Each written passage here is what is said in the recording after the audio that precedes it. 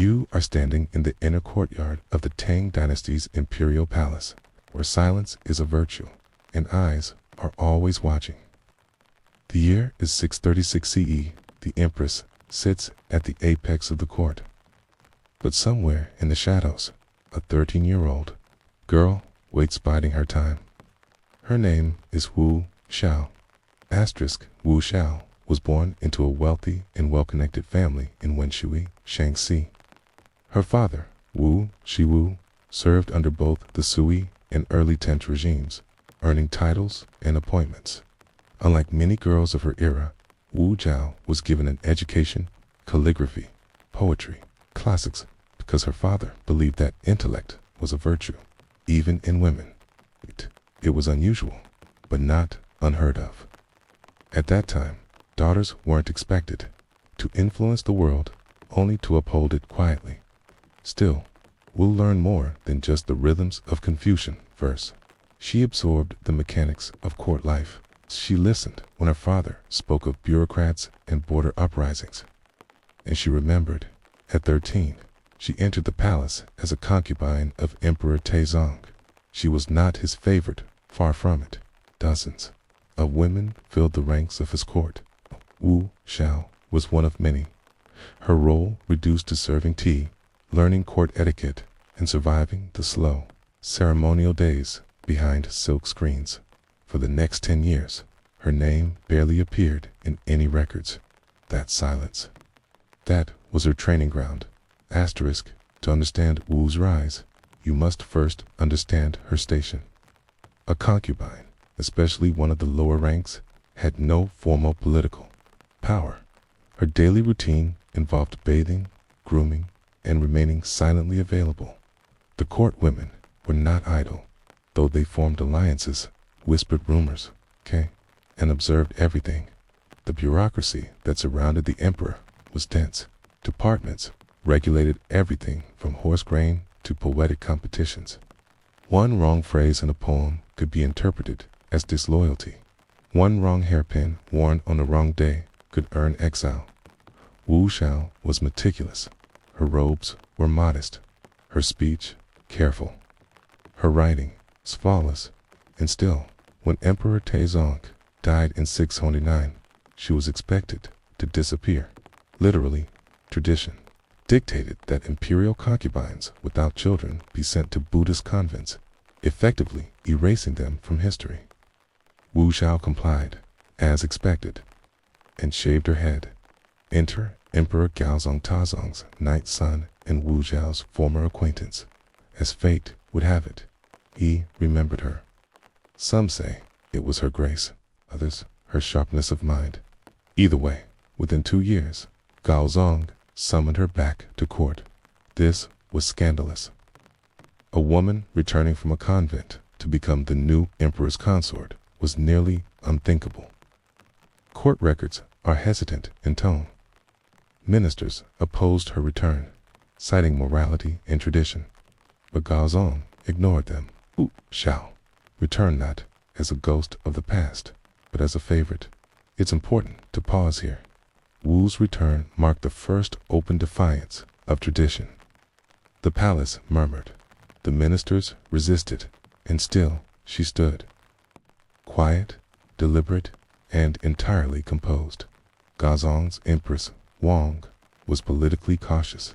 She underestimated Wu, thinking she could balance her own declining influence by elevating Wu.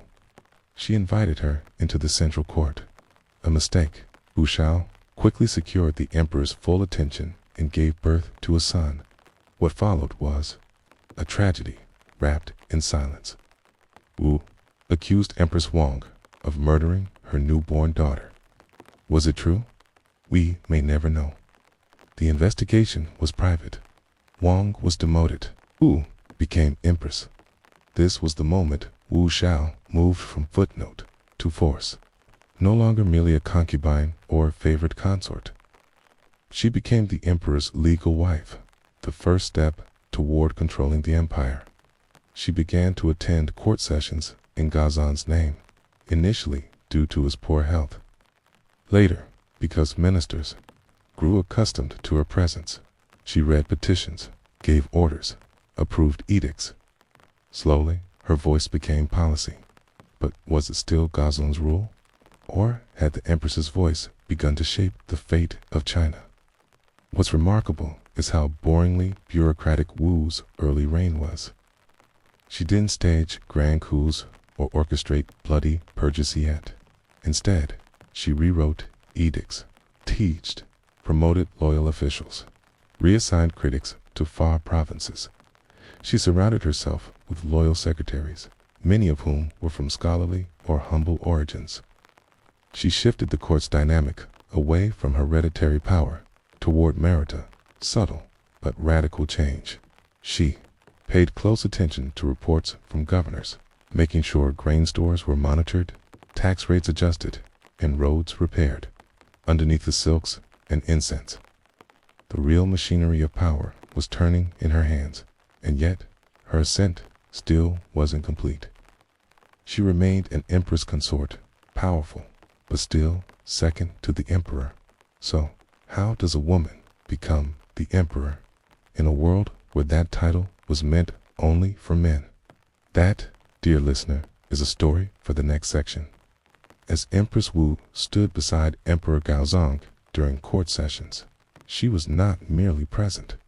She was practicing power slowly, methodically, and with the precision of someone who understood the delicate machinery of the Tang court. Her mastery of palace rituals, her knowledge of bureaucratic customs, and her unflinching focus had already separated her from countless women who came and went in the imperial harem. But in these years, between 655 and 660 C, Wu began transcending her station entirely, to an outsider. The court appeared unchanged. Gazong still sat on the dragon throne, still wore the imperial regalia, but behind the bamboo curtains, a new order was emerging.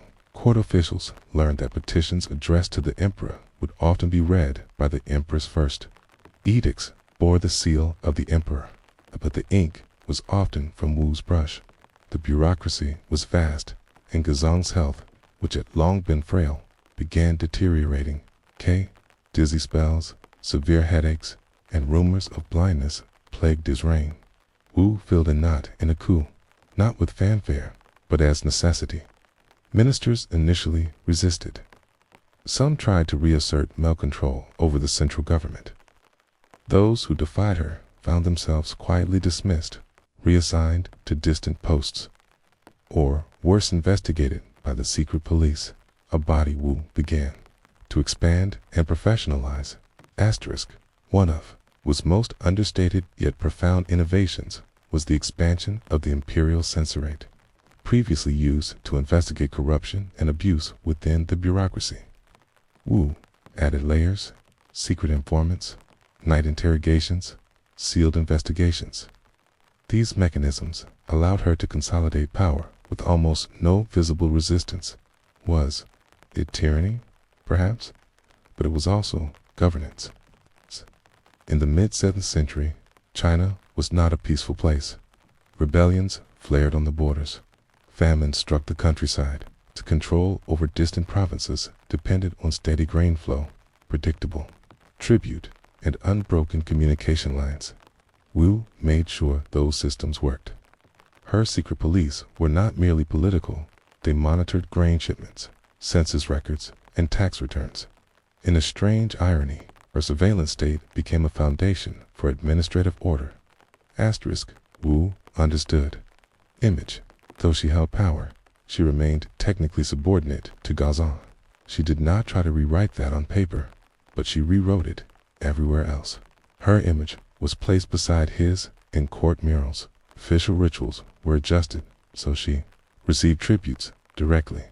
Palace architecture was subtly altered to make her presence central. In one famous instance, a new palace hall was constructed to honor both emperor and empress as equal sources of order. No one in Chinese history had dared claim such parity, at least not publicly. She also began using Buddhism as political theater. Unlike Confucianism, which emphasized male hierarchy, Buddhism offered more fluid metaphysical authority. Wu patronized Buddhist monasteries, funded temple construction, and encouraged texts that described her as a reincarnation of Maitreya, the future Buddha, destined to bring peace. This was no small act. It allowed her to claim spiritual legitimacy, not just political control, but power, especially when wielded by someone unexpected, breeds paranoia. By the late 660s, Wu's enemies grew bolder. Her former rivals, surviving consorts from Taizong's time, began plotting. Some wanted her replaced. Others believed her growing influence threatened the temple's lineage. Their mistake was underestimating Wu's memory. She had spent decades observing, recording, remembering. She acted. One by one, potential rivals were accused of treason, impiety, or a conspiracy. Some were executed, others imprisoned. Still others simply vanished. The most tragic case was that of her own daughter, Princess C of Gaozong, who had once challenged her mother's judgment, died under mysterious circumstances. Rumors swirled of poison placed publicly, but replaced C supporters in the palace council shortly after. The question that lingered, was this political necessity, or was Wu sliding into cruelty? While these events shocked the court, Wu's administrative reforms were quietly changing the empire. She expanded the civil service examination system, opening it to lower-class men. Previously, the exams had largely served aristocrats and high-ranking families, broadened them, creating a new class of officials who owed their careers to her favor. She also reorganized regional governance. Governors were required to submit detailed reports, not just on taxes, but on local food, supply, road conditions, and social unrest. Officials who performed well were promoted. Those who failed disappeared into rural obscurity. These seemingly boring mechanisms, paperwork, exams, grain quotas, became her greatest weapons. They allowed her to reward loyalty, punish dissent, and most importantly, bypass traditional power centers. A silent revolution was unfolding through ink, not swords. By 670 CE, Emperor Gaozong was increasingly absent from public affairs. His health confined him to the inner palace. Wu attended court alone, heard petitions alone, and issued policy decisions alone. Her signature became as powerful as the imperial seal. Still, the fiction of dual rule remained. Official documents referred to instructions from the throne, but everyone knew the real authority behind the screen. In 675 CE, she took on the official title of Empress Dowager Regent, further formalizing her control. In many ways, China had to Empress one in name and one in action. But for Wu, that was not enough. Her eyes now turned toward the unthinkable. Could a woman not just hold power, but be emperor in her own name?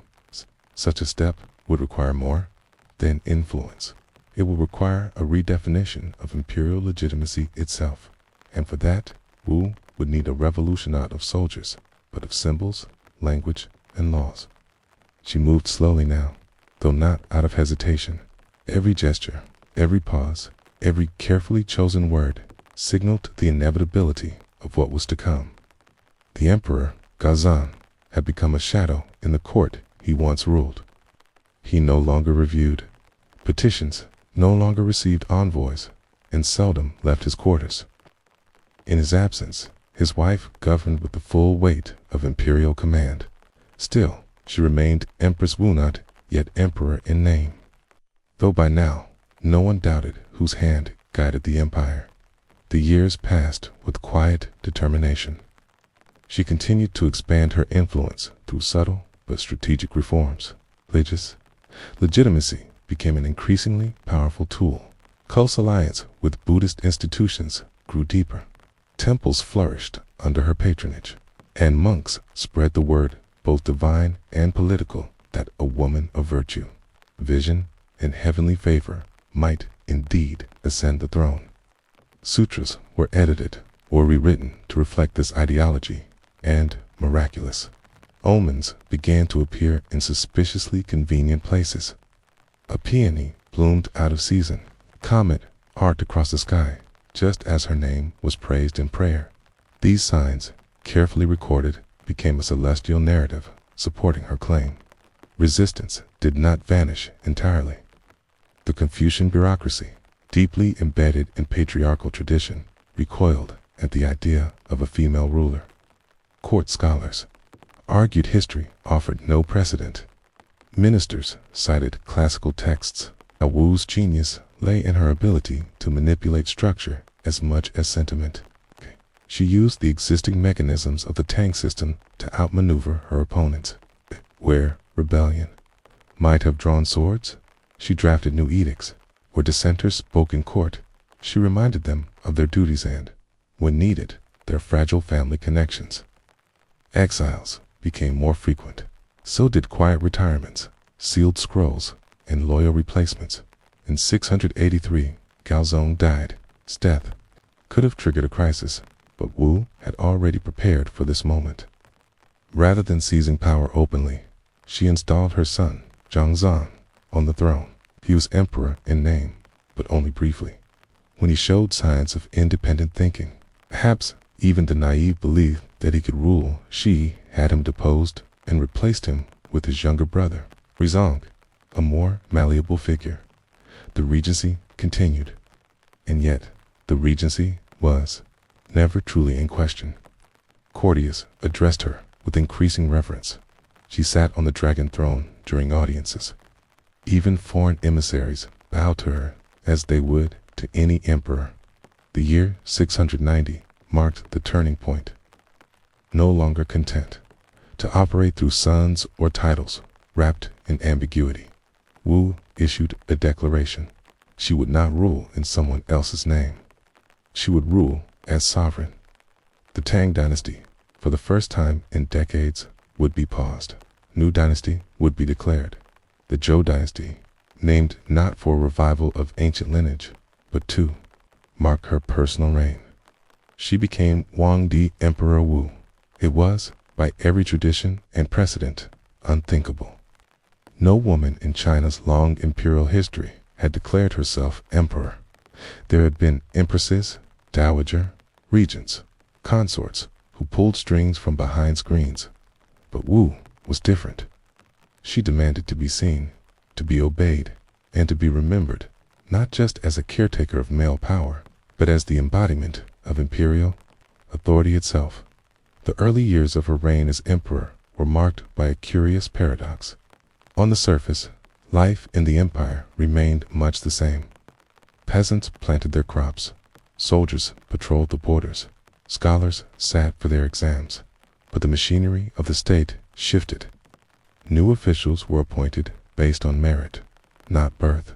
Women were promoted within palace bureaus to administrative positions. Memorials from provincial governors increased in both frequency and detail, reflecting her insistence on information flow and surveillance. She reorganized military commands, elevating generals who had shown loyalty and strategic competence.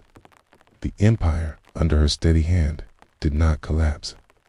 It stabilized. Her court, however, remained tense. Whispers never ceased entirely. Some still called her a usurper. Others blamed her for deaths that seemed too convenient, but few dared to challenge her openly. Her network of informants, her ability to sense betrayal before it bloomed, made rebellion not just unlikely, but foolish. Even among those who loathed her, there was a reluctant admiration. She had done what no one else had. She had rewritten the rules of succession and legitimacy, and yet power never sleeps easily. Now in her 60s, began to face what all rulers must, the uncertainty of legacy. She had elevated loyal allies, but loyalty did not always pass down to their heirs. She had sons, but trust in them was brittle. Assassination attempts, though rare, left their mark. Her health began to falter. She spent more time in seclusion. Ministers, once silent in her presence, began to debate her succession in private. The court, which had once moved in perfect rhythm to her command, now pulsed with quiet calculation. Still, she governed. Until the very end, she maintained control over appointments, policy, and communication. It was only in 705, after decades of reign, that she finally stepped down more due to pressure than choice. Rezon, her earlier puppet emperor, was restored. The Zhou dynasty was quietly folded back into the Thames. Wu withdrew to a quieter wing of the palace. She died later that same year, and yet her story did not fade. Historians debated her legacy with caution. Some condemned her for the purges and manipulations. Others praised her administrative clarity and reforms, but none could erase her reign. She had governed longer and more effectively than many male emperors. She had transformed not only how power could be held, but who could hold it. Her tomb, shared with Emperor Gaozong, bears no epitaph, a deliberate choice. Perhaps, she believed, no words could capture what she had achieved. Or perhaps she knew history would write its own judgment in the stillness of that final chamber. I can imagine her gaze, still watching, not as an empress, not as a mother or wife, but as emperor first, and so far, as the only woman in Chinese history to hold that title without apology. But in the silence that followed her death, a question remained. Was Wu Zetian the product of a unique moment in history, or had she merely revealed the possibilities that lay dormant in every empire? You are walking down a narrow stone corridor in the secretariat of the Tang Dynasty's central government. The air smells of ink, mulberry paper, and the faint musk of time. There is no throne in sight, no battle unfolding, no grand banquet. Instead, dozens of men sit on woven mats, hunched over low wooden tables, their brushes scratching endlessly against the parchment. Some are transcribing orders, others are copying tax records or rechecking grain inventories from provinces you've never heard of. They will do this day after day, year after year, for most of their lives. And yet, these are the men who truly make the empire run. The grandeur of the Tang court, for all its ceremony and silk, was undergirded by something far less glamorous: paperwork. Not just any paperwork, but a relentless, layered, codified system of reports, approvals, reviews, and documentation that governed every aspect of the empire's existence, from border defense to rice distribution. Without these documents, decisions would not be made, orders would not be followed, and the state would slowly grind to a halt. Every week, officials from the outer provinces sent long rolls of paper back to the capital in Chang'an. These reports were loaded onto carts or strapped to messenger horses and sealed with cords tied in specific knots to ensure their authenticity. The cords themselves were inspected upon arrival. A broken knot could mean a tampering. A loose seal might signal forgery or, worse, disloyalty. The contents ranged from mundane updates on rainfall patterns to urgent requests for soldiers, food, or magistrates.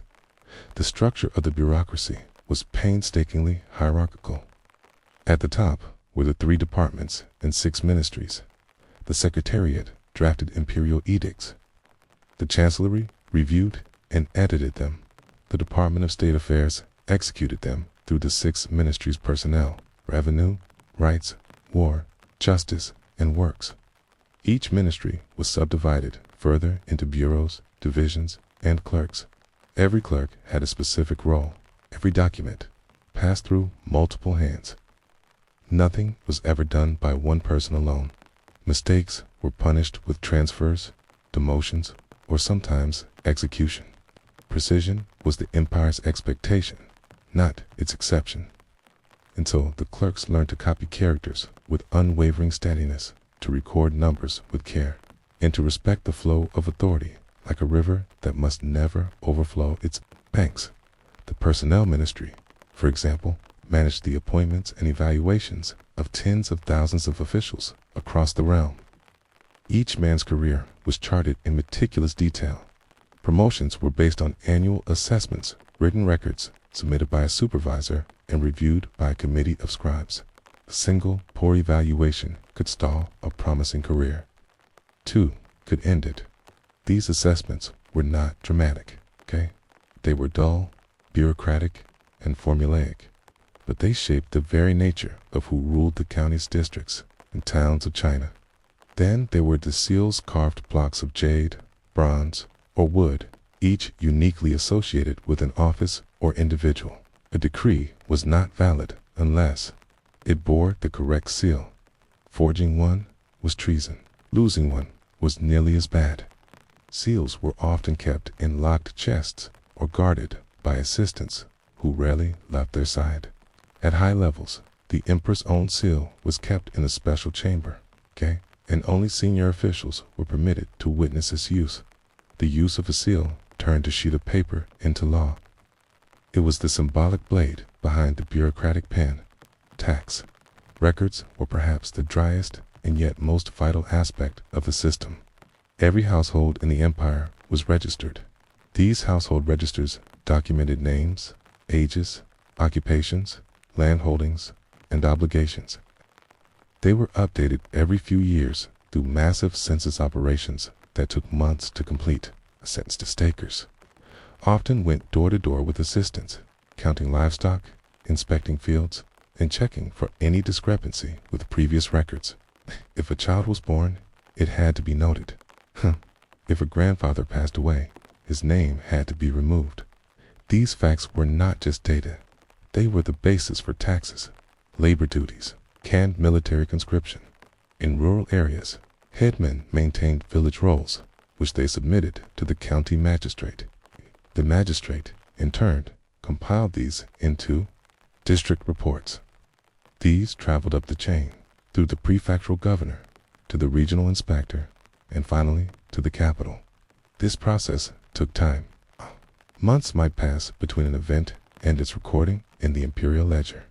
But once there, it became history official, stamped, and sealed. There were, of course, audits. Surprise inspections by roving censors could overturn a county's reports.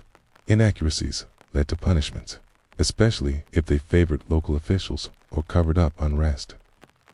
These inspections were feared, but also respected. They reminded the empire's caretakers that they themselves were being watched. One of the strangest but most effective tools of this system was the memorial box. Located in the palace courtyard, it allowed even junior officials on rare occasion, a commoner, to submit a written grievance directly to the emperor. These memorials bypassed the entire hierarchy. They had to be handwritten, precise, and sealed with a thumbprint.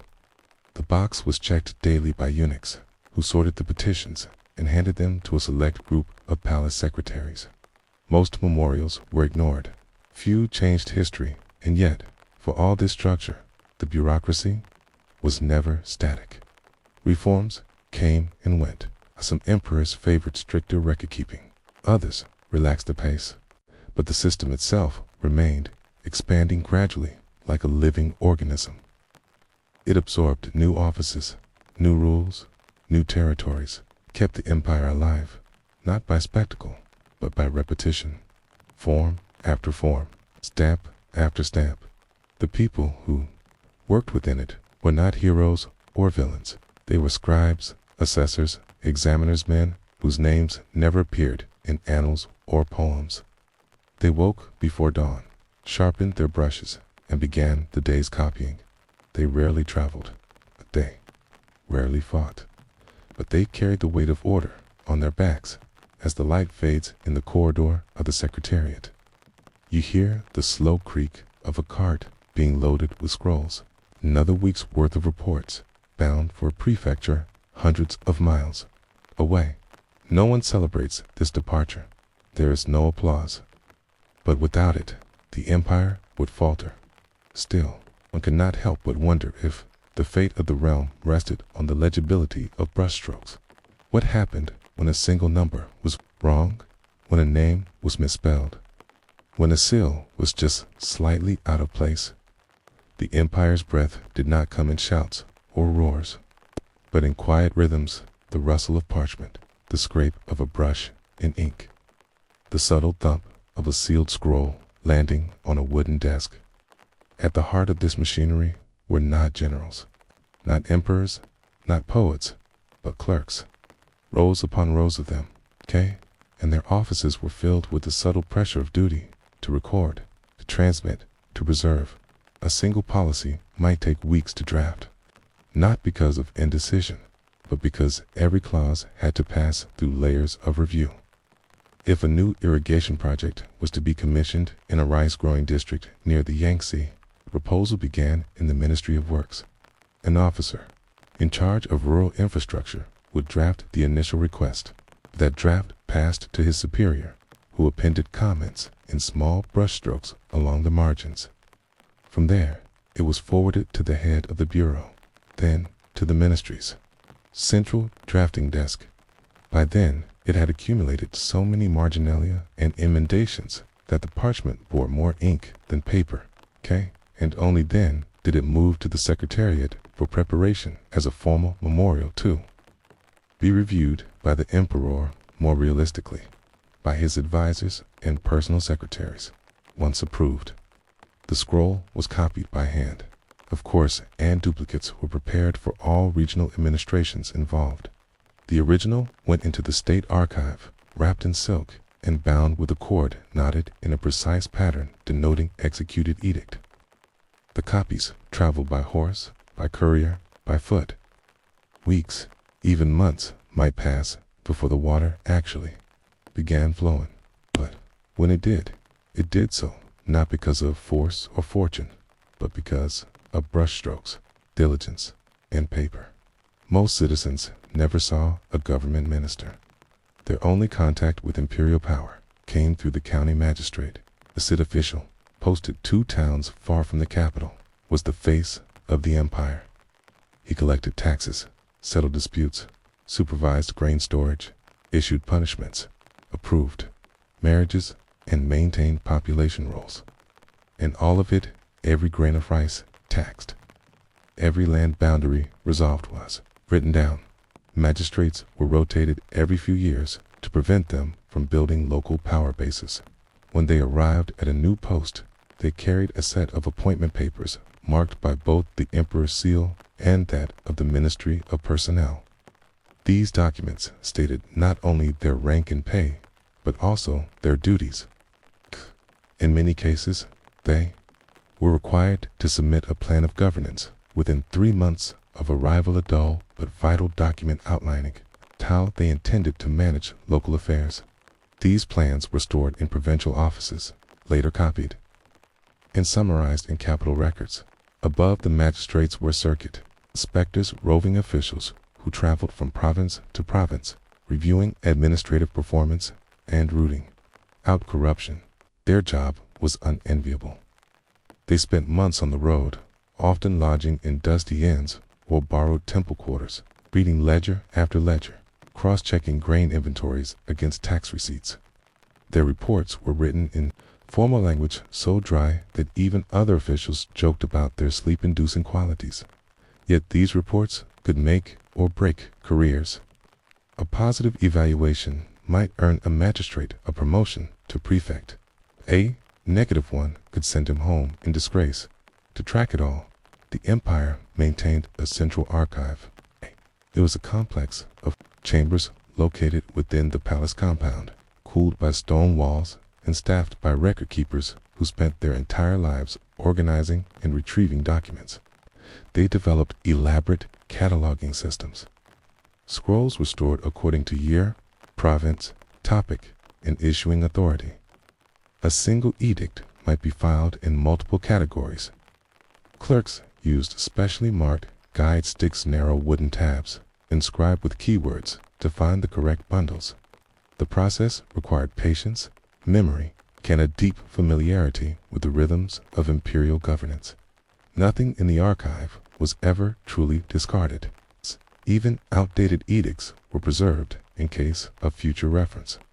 Some records went untouched for decades until a rare dispute or audit called them into relevance. And yet, when summoned, the scroll would be retrieved, yellowed with age, perhaps, but intact. The ink still legible, the stamp still pressed deep into the paper. Appointments were another pillar of bureaucratic order. Every official, no matter how minor, had a personnel file. These files included birth records, exam scores, family background, previous posts, and formal evaluations. They also contained informal notes, observations by superiors, letters of recommendation, even gossip. If an official married into a suspicious family, if he showed undue favor to a local merchant, if he composed poetry that could be interpreted as critical of court, police, all of it might find its way into the file. Such files were highly guarded. Only certain senior officials in the Ministry of Personnel could access them, but they held tremendous power. A file that described a man as diligent, modest, and literate in both classical and administrative script might see him rise through the ranks. One that noted ambition exceeds position might doom him to obscurity. Even the seemingly trivial elements of court life were embedded in process. Imperial audiences were scheduled weeks in advance, with rosters prepared by the Ministry of Rights. Attendees were listed by name, title, and order of address. Petitions were submitted beforehand, bound in silk thread, color-coded by a topic. The emperor's secretaries read them aloud, one by one, often summarizing and omitting repetitive lines to conserve time. The emperor's comments soften a single character, meaning approved, consider, prize, were recorded in the margins, then transcribed into formal orders by clerks and returned to the issuing ministry. The sheer volume of paper moved across desks each week was staggering. Reports arrived daily from distant outposts, requests for timber, complaints of locusts, news of village feuds. Each report had to be read, assessed, annotated, and passed onward. During times of crisis, the flow became torrential. Rebellions, or crop failures generated a cascade of correspondence. Urgent pleas, military requisitions, refugee counts, crop assessments. And yet the system never truly stopped. It absorbed the overload and churned onward, steady as a river that may flood but never ceases to flow. What's remarkable is how deeply this system valued continuity. Change was possible, but only when written, stamped, and copied. Power had to be preserved in text. Words, not voices, ruled the empire. If an official gave an order verbally, without documentation, it could be questioned, even disregarded. But if the same order arrived, sealed, and filed, it became law. This dependence on written authority made literacy essential. Aspiring officials spent years mastering the classical language, memorizing canonical texts, and practicing brushwork until their characters were indistinguishable from those of their teachers. A wobbly stroke or miswritten character could be seen as a sign of poor discipline or worse. Poor breeding. To rise in this world required more than ambition. It demanded precision, patience, and a tolerance for repetition. Careers were built not on charisma, but on clerical endurance. The men who rose to the top had spent years, often decades, copying, reviewing, editing, and filing. They earned influence by knowing how the system worked at every level and how to move paper through it faster than their rivals by nightfall. The lights in the ministry buildings flickered low. The clerks, having completed another day of correspondence, filed their brushes, tied their sleeves, slipped quietly into the streets of the capital. Behind them, the empire's heartbeat lay in 1,000 scrolls, each bound, sealed, and stored. No monument marked their work. No parade honored their efforts. But if they had not written, stamped, and copied, there would have been no empire to govern. Still, one wonders, in a world where everything depended on the permanence of ink, what happened to the voices that were never written down? In the stillness of the archive room, with its layered scents of parchment, dust, and pine ink, one could almost hear time itself passing. Each roll of paper resting on its shelf marked not a moment of triumph or tragedy, but the dull, steady motion of empire. Orders given, reports filed, duties performed.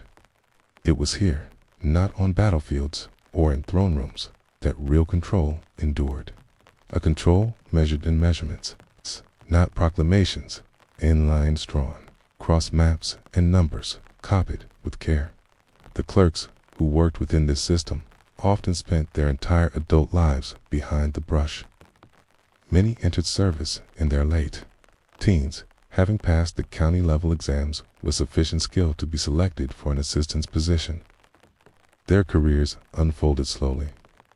First, they recorded routine transactions, marriage licenses, property exchanges, labor conscription lists. Then, after proving their discipline, they might be promoted to supervising clerks, charged with training newer scribes, auditing ledgers, or managing correspondence. Promotions were based less on bold ideas and more on consistency. That's right. The same thing in the same way across thousands of documents was not seen as boring. It was mastery within this world. Even minor changes required multiple approvals. The village elder requested a new boundary marker between two fields. His petition had to pass through the district bureau, then to the county land office, then to the Ministry of Works if it involved water rights. Every level of review demanded a written endorsement. Any objection delayed the entire process. Still, the system moved forward, unhurried but unrelenting. During the reign of Empress Wu, these systems were stretched but never broken. Her expansion of the bureaucracy brought new challenges, more officials to track, more provinces to monitor, more paperwork to review. To handle the load, she introduced reforms that focused on data clarity and redundancies. Provincial reports, for instance, now required multiple copies sent to different bureaus to prevent data loss or alteration. These were reviewed by rotating panels of mid-level officials who compared figures, assessed clarity, and flagged inconsistencies. This meant that a simple discrepancy in rice inventory might trigger an entire inspection for village reported. A yield higher than expected, and that number appeared agonically in several nearby villages. Officials might suspect forgery or collusion. Investigations would be launched. Clerks might be interrogated. Landowners might be called to verify their harvests, not because of suspicion, but because numbers mattered. A mistake, even an innocent one, could ripple outward, distorting budgets, disrupting supply lines, or overburdening military requisitions. Paper had consequences, yet paper also offered possibilities. Within this landscape of ink and filing, some men rose not because of their families, but because of their reliability. The system favored those who understood its rhythms. These men learned how to structure reports to please superiors, how to cite precedents, how to bury unpleasant news within paragraphs of bureaucratic pleasantry. Some were genuinely dutiful, others were simply astute. Either way, the bureaucracy became not only a tool of the empire, but a game of its own, a game of positioning, timing, and elegant phrasing. As a result, new kinds of power emerged. A scribe in the Ministry of Personnel might know which prefectures were due for inspection, giving him leverage when recommending transfers. A records officer in the Ministry of Revenue might delay or accelerate reports, subtly influencing resource flows. These powers were rarely acknowledged openly, but they shaped reality nonetheless. Among the more fascinating features of this Tang administration was its ability to forget deliberately. Some records were lost, not to fire or flood, but to policy. When an official fell from favor, his name might be removed from personnel roles, his orders rescinded, his reports archived unavoided. These were bureaucratic erasures, bloodless and silent, yet just as final as exile or execution for ambitious officials. Survival meant not only achieving, but remaining legible in both senses of the word during particularly tense political periods. Paper trails became even more treacherous. An official who had once endorsed a now disgrace minister might find himself under scrutiny. Clerks were expected to check old endorsements. Support for the wrong person even from years before could taint one's entire record. Thus, older files were treated with caution. Young scribes were trained to read not just for content, but for tone, phrasing, and association. What a man wrote revealed more than what he intended. Still, the system adapted. When the Anlashan rebellion broke out in the mid-8th century, a few decades after Wu's reign, the capital was briefly overrun. Records were lost or destroyed, and many administrative routines broke down. Yet, within a few years, as stability returned, the bureaucratic machinery began to rebuild itself. New records were created, gaps were filled with estimates, officials returned to their posts with makeshift seals, and the work resumed, because the empire, whatever else it claimed to be, is first and foremost a system of recorded order. The vast majority of this paperwork never made its way into public consciousness. Peasants never saw the reports that tracked their tax quotas. Artisans never knew which imperial orders had approved the construction of the roads they walked on. Soldiers received orders, not the documentation that produced them. But all of them lived within the results of these invisible decisions. The bureaucracy's presence was felt more than seen like weather, like wind, and while the empire's monuments crumbled and emperors came and went, many of the forms, seals, and procedures survived across dynasties. The Song inherited them, the Ming revised them. Even the Qing, centuries later, preserved elements of the Tang system. Names changed, capitals moved, but the idea remained that order could be built not just through strength or faith, but through repetition. Perhaps the most human aspect of this entire machinery was its tolerance for boredom. The system assumed that work would be dull, that tasks would be repetitive, that greatness could emerge through patience. It rewarded those who could endure the slow, gray corridors of process. It trained men to find meaning not in drama, but in details, not in shouting orders, but in checking boxes. In the end, this was the real heartbeat of the empire, a breathless, endless current of copied reports, bound documents, and stamped approvals.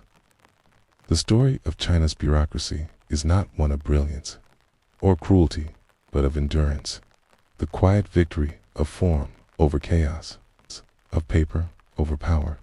But if the legacy of that system still echoes today, one wonders, did the paper shape the people, or did the people shape the paper? Morning light falls over the rice paddies like a soft curtain. You hear it before you see it, the slow splash of feet stepping into muddy water, the brush of a bamboo hat against the breeze. In a small village just beyond the city of Chengdu, a farmer bends low, coaxing delicate green shoots into the soil. He has done this every season since his youth. His father did the same. His grandfather, too. There are no celebrations for his labor, no statues, no scrolls. And yet, without him, there is no empire. Rice is not just food in the Tang Dynasty. It is livelihood, obligation, wealth, and tax. It's in a realm that stretches from the deserts of the west to the rivers of the south. Rice cultivation shapes the calendar, from the timing of imperial grain quotas to the pace of military campaigns. All things depend on the harvest. Most of the Tang Dynasty's rice came from the Yangtze River Valley in the southern provinces, where water flowed generously, and the soil stayed wet. These regions required an immense coordination of canals, irrigation ditches, and seasonal labor. Villagers rose with the sun to plant, weed, and flood the paddies. They used curved tools, their blades polished from generations of use. Xin plodded through fields in silence, their drivers humming low melodies that changed with the weather. Every step of the process, planting, transplanting, harvesting, drying, was dictated by climate and ritual. The emperor himself conducted symbolic plowing ceremonies at the beginning of each season, though his hands never touched the soil. These rituals reminded the court that food was sacred and that the throne was accountable to the harvest. But rice alone did not satisfy the state. Taxes were not always collected in coin. Most often, they arrived as grain. Each registered household was required to contribute a portion of its yield to the government granary. This was calculated according to official census data. If the harvest was poor, the quota did not always shrink. Appeals could be filed, of course, but only if the local magistrate agreed. Many farmers, fearing penalties, gave more than they could afford. Granaries were situated in every major district. These were wooden storehouses raised above ground to protect from dampness and rodents. Clerks recorded each delivery with a tally stick, a string of carved notches carried by the farmer and verified by the local grain officer. Once accepted, the rice was measured, sealed in sacks, and stored. It would feed the army, supply famine relief, or be redistributed to cities where food was scarce. A visit to a granary revealed more than sacks of rice revealed the empire's balance. If the storehouse was full, there was security. Gaped open, unrest loomed. During years of flood or drought, governors sent urgent reports requesting grain transfers. The success of these appeals depended on prior performance. Governors who met tax targets earned trust. Those who failed often found their provinces abandoned to hunger, while rice filled bellies. Tea became the empire's quiet luxury. Initially consumed for its medicinal properties, tea drinking grew into a cultural ritual by the 8th century. Small shops opened in cities like Luoyang and Chang'an, serving steeped leaves in ceramic bowls. Scholars debated the best brewing methods. Monks sipped tea between meditations. Traders carried pressed tea cakes along caravan routes, exchanging them for silk, spices, or salt. For the state, tea offered something else: taxable income. As its popularity spread, the government imposed regulations on tea production. Licenses were required to cultivate tea plants, especially in the mountainous regions of Sichuan. Farmers who specialized in tea owed a portion of their crop, much like those who grew rice. Inspection teams occasionally visited plantations to assess quality and compliance. Fines for evasion were heavy. Still, many tried. Smuggling dried leaves across county lines became a minor industry of its own. Markets in the Tang Dynasty buzzed, not with coins clinking, but with baskets, bundles, and bartered goods. While copper coins were the official currency, they were often scarce in rural areas. Barter remained the dominant form of exchange: grain for cloth, salt for tools, eggs for firewood. Taxes could be paid in kind, provided the goods were officially accepted. Local officials maintained long lists of taxable items and their state-sanctioned equivalents in rice or coinage. Salt, in particular, became a cornerstone of both daily life and government income. Nearly every household required it, and the government held a near monopoly on its production. Salt pans along coastal regions were tightly regulated. Workers were registered. Output was recorded. Even the tools used to evaporate seawater were inspected. Once processed, salt was distributed through licensed merchants who marked their crates with a seal indicating legitimacy. Tampering with these seals was a serious crime. The revenues from salt often exceeded those from agriculture. In certain years, with salt and tea, the empire discovered the power of controlled luxury. These were not necessities in the way rice was, but they were desired widely enough to be taxed thoroughly. This economic model allowed the state to profit without appearing oppressive. After all, the burden fell on taste, not survival. Merchants, while essential to the flow of goods and taxes, occupied a strange space in Tang society. Confucian ideology placed them below farmers, scholars, and artisans. They were seen as profit-driven and morally suspect. Yet, their caravans moved the very goods that made state control possible.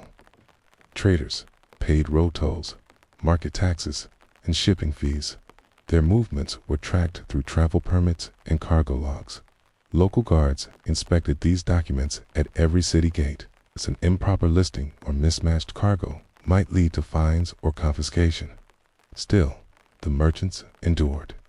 They knew how to navigate the rules, how to grease the palms that needed greasing, and how to move quickly when trouble appeared. Even the roads they traveled were government managed. These were not smooth paths, but rutted dirt tracks reinforced with stone in high-traffic regions. They connected provincial towns to the capital in an unbroken chain of posts, each with its own administrator, stable, and message relay system. Couriers galloped day and night, carrying tax reports, grain orders, and, occasionally, imperial edicts. These messengers operated on a strict timeline. Each leg of the journey had an expected duration. Delays required formal explanation. Missed deadlines could result in corporal punishment or job loss. Still, the system functioned. It had to. The entire economy depended on timely information. The tax system, complex and evolving, remained central to all of this. There were land taxes, labor taxes, household taxes, commercial taxes, transit fees, and special levies for large projects, like canal repairs or military expansions. Tax codes were revised regularly. Officials issued updated schedules, posted in market squares for public reading. Literate townspeople often read these aloud for others. Even so, confusion was common. Rates varied by region, crop type, and land quality. Appeals were possible, but difficult. And while tax collectors were theoretically regulated, some exploited the ambiguity, demanding more than allowed or accepting bribes to lower a household's burden. Yet, for all its imperfections, the tax system made the empire visible. It was how a distant throne in Chang'an reached a farmer in Yunnan or a merchant in Dunhuang, transformed people into data, entries on a census, notations on a scroll, figures in a grain ledger. And through this conversion, the empire managed to feed its army, build its walls, and sustain its illusions of permanence. And so, as the sun sets over the southern hills, the farmer finishes bundling the last sheaf of rice. He does not think of the capital, or the ministers, or the coinage reforms. He thinks only of the quota he must meet, the grain he must deliver, the tally stick he must carry.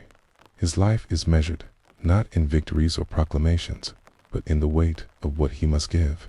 But perhaps the deeper question lingers beneath the harvest itself, when survival becomes a calculation. How long before the people begin to measure the empire in return? It begins, as it always does, with a list of names, a list of fields, a list of measures: how many sacks of grain, how many bundles of firewood, how many jars of oil. In the county magistrate's office, a scribe sharpens his brush and unrolls a scroll lined with tiny vertical columns. It is census season again, and everything must be counted. The Tang tax system did not rely solely on instinct or assumption. It was built upon the assumption that people could be known, recorded, and assessed. At the heart of this logic stood the Huji, or household register, massive administrative inventory of families, their holdings, and their obligations. From it, the empire knew who owed what. And though it aged and frayed, it was rewritten constantly to match reality, or at least the state's idea of it. The census was more than a number. It was a tool of discipline. Each home was expected to declare the number of its residents, male, adult, and child, able-bodied and infirm. The amount of tax owed depended on this information, as did military duties. A single change of death, a birth, a marriage could adjust one's status.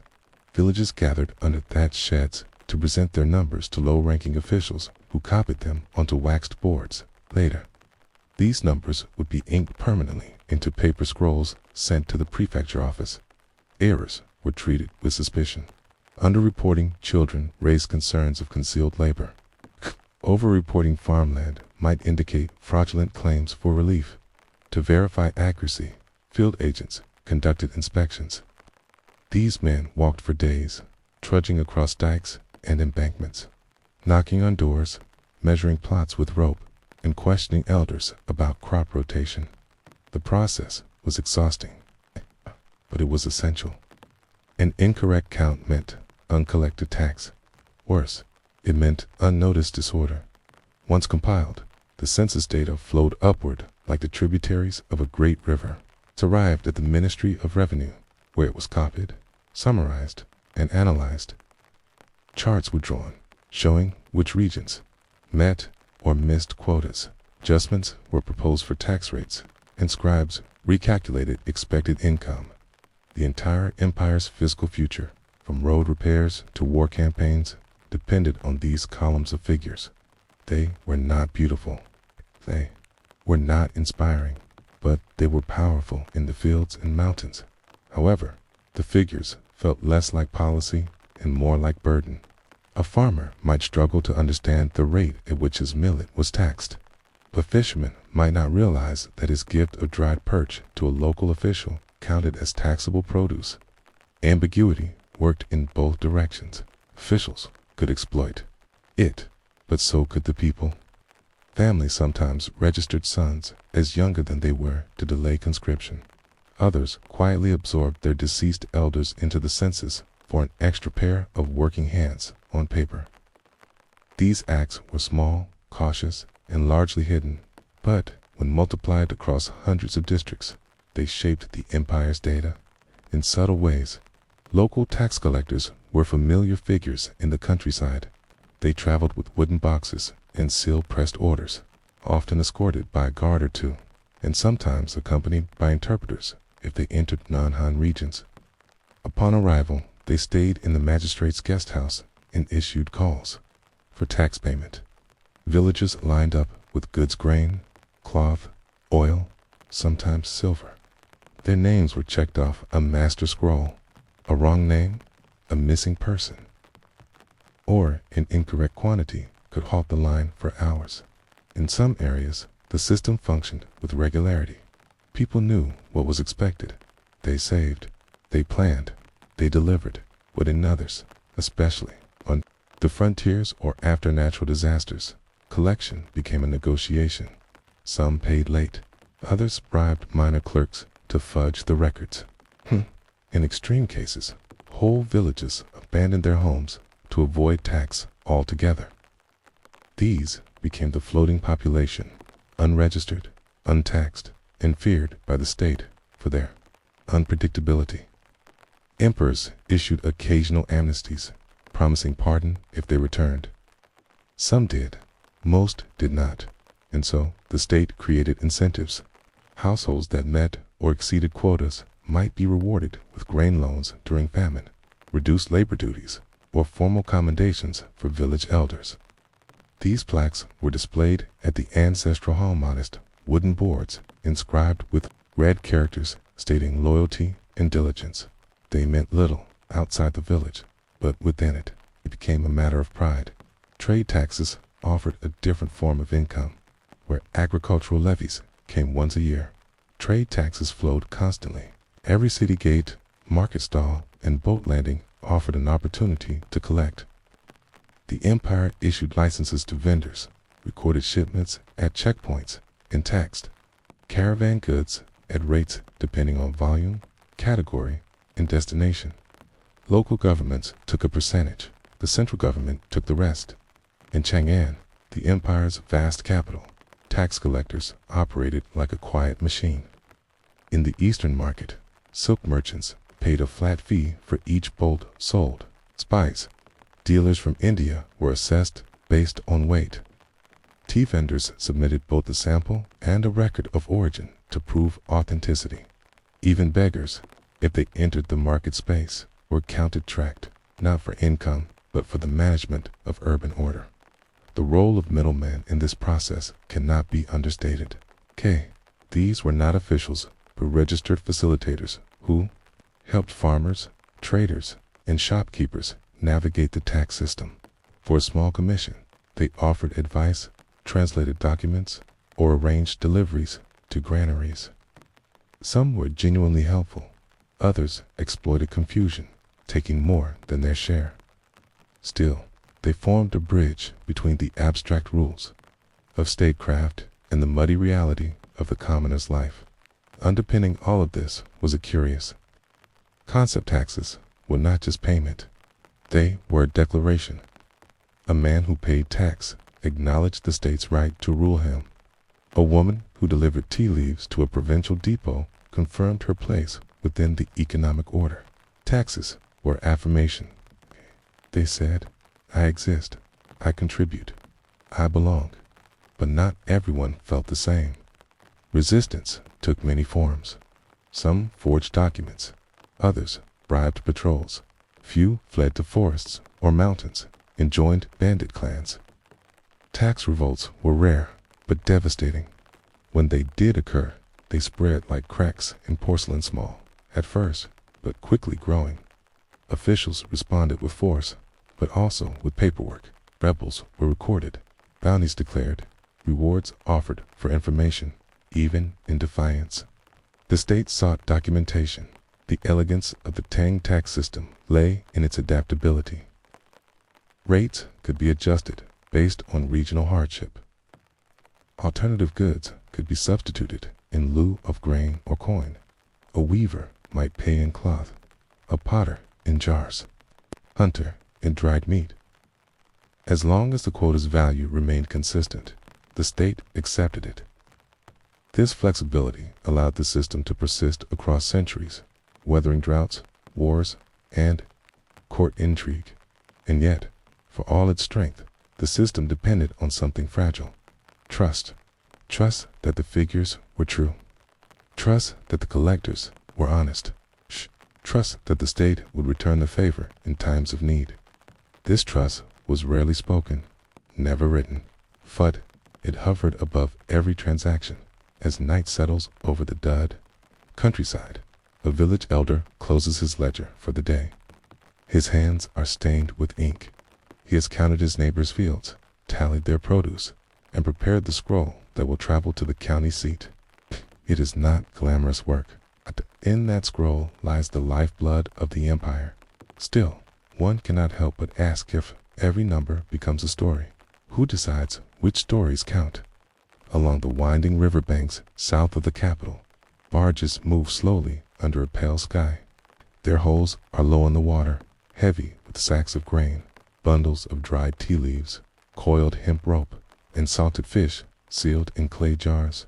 On board are men who do not wear armor or silk, who carry no edicts or scrolls.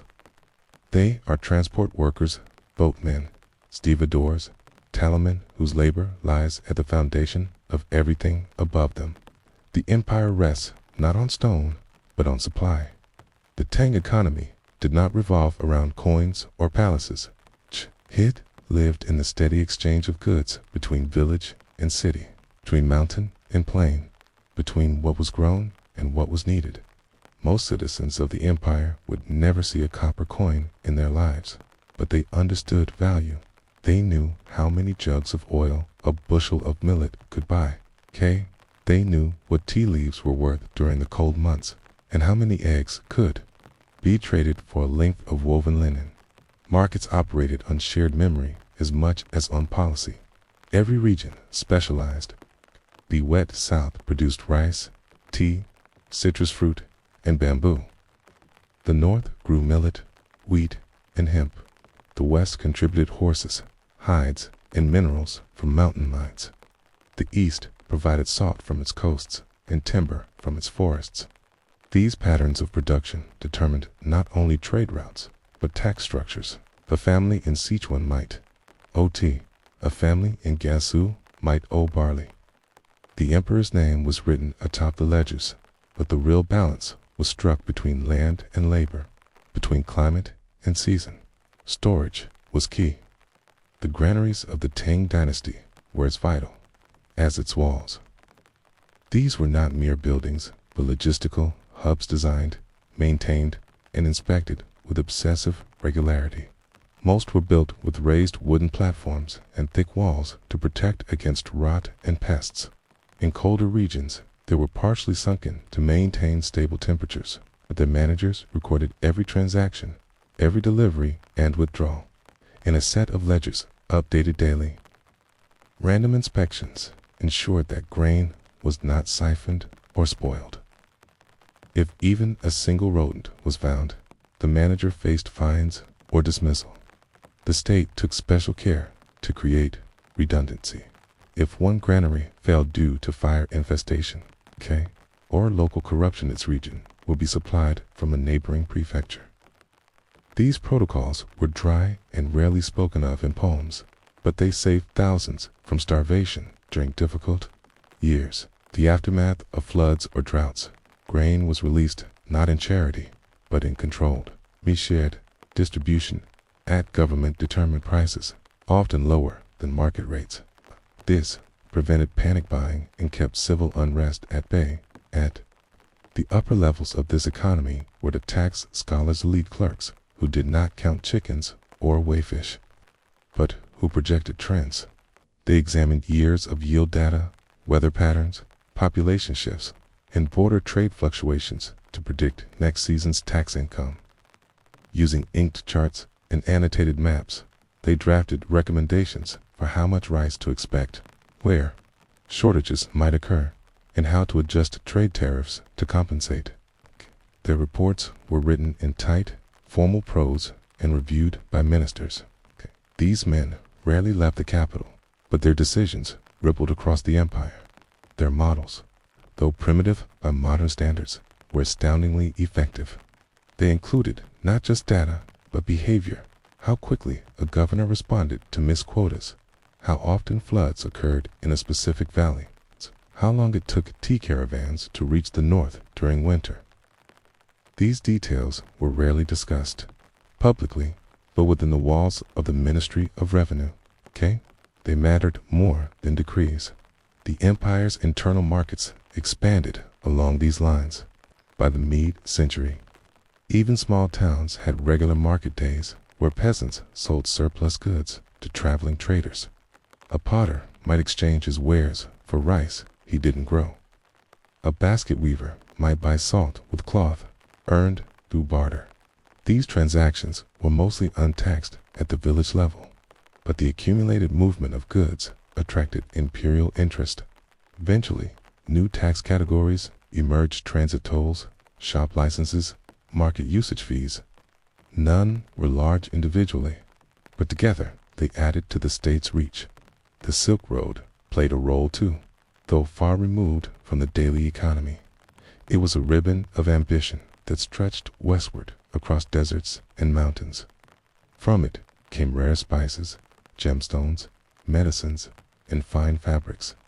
These were consumed by the elite and taxed heavily at custom stations. Trade delegations were greeted with ceremony, but their goods were counted with scrutiny. Official inspectors marked each crate and urn. Their ledgers, in multiple languages, were stored in the border offices alongside bribes and rumors. And yet, the average farmer never saw the Silk Road. His economy lay in the paddies, in the shared tools of the village, in the temple storehouse, where a bit of grain could be exchanged for medicine or borrowed during hard seasons. He lived by the tax rate, the rain pattern, and the price of rice at the local market. His wealth was measured in stored millet, in a second ox, in an iron plow passed down from his father. If he paid his dues on time, he avoided scrutiny. If not, he entered the ledger of concern. The value of labor, too, was taxed. Families owed not just goods, but time. Adult males were required to contribute corvée labor, seasonal, unpaid work assigned by the state. This might involve building roads, cleaning canals, repairing dikes, or constructing watchtowers. These tasks were rotated, and exemptions could be granted, usually by paying a fee in coin or goods. Some wealthier families paid the exemption fee yearly. Others rotated labor among sons. For poorer families, the labor duty was more disruptive than any grain quota. A missed planting season could mean an entire year of scarcity. Despite the weight of these obligations, most complied. The empire offered protection, legal structure, and the promise of order. Roads connected them to distant kin. Granaries promised food and famine. Temples received tax waivers and, in return, cared for the sick and orphaned. It was not equality, but it was structure. Sometimes that structure cracked. In years of especially heavy taxation, or when bad harvests coincided with imperial campaigns, people rebelled. They began by hiding goods, then by falsifying reports, and finally, rarely by raising arms. But the state watched for signs. Increased absences from labor rosters, declines in market participation, rumors recorded by local innkeepers. These were seen not as statistics, but as tremors. Even rebellion was measured, and so the temp's economy endured not because it was efficient, but because it was adaptable. It allowed substitution, negotiated exemptions, issued emergency edicts, and created incentives for compliance. It did not require perfection. It required participation. As the barges continued down the river, the men aboard do not discuss policy. They speak of markets, of prices, of how many bushels they delivered last year and how many they owed this season. One lifts a clay jug and drinks deeply. Another checks the seals on a grain sack. Their journey is not heroic. Their names will not be recorded in the archives. But because of them, the empire breathes. And in that breath, we are left with a final question. When an entire world is built on balance, what happens when even one grain tips the scale?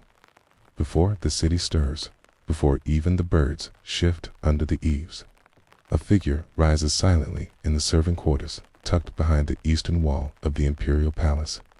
He does not stretch or yawn. He does not hesitate. He reaches for the folded robes he laid out the night before. A garment of deep gray silk, fastened without fuss, and begins his morning with a ritual that has not changed in 15 years. He is a palace eunuch, one of several hundred employed within the walls of Chang'an's inner court. His name is not widely known outside the servant registry, but inside the palace, his steps are familiar. He carries orders, manages doors, relays messages, oversees the placement of ritual objects. His is a life of precision and of observation. He sees everything, says little, and forgets nothing. He wakes long before the bell sounds to announce the first watch. The water basin in his chamber is cold, drawn the night before to avoid waking others. He cleanses his face, his hands, and the back of his neck, then dries them with a cloth worn thin by years of careful use. No perfumes, no luxuries, only cleanliness. A single mistake, a spot of ink, a thread out of place might mean reprimand, or worse, demotion. The palace hierarchy is strict, even among servants. There are outer eunuchs who guard entrances, manage logistics, and liaise with civil officials. Then there are inner eunuchs, like him, who work closer to the emperor, the empress, and the concubines. Within that inner circle, even more distinctions exist. Those who handle food, those who supervise betting, those who hold the keys to the document archives. Each task is assigned with purpose. Each rotation lasts years. His task, for now, is that of an attendant in the empress's quarter.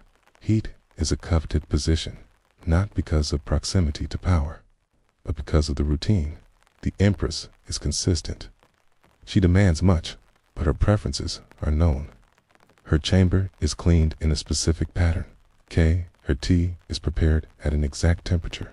The pillows must be arranged with the embroidered dragon facing west, never east, before he steps into her corridor.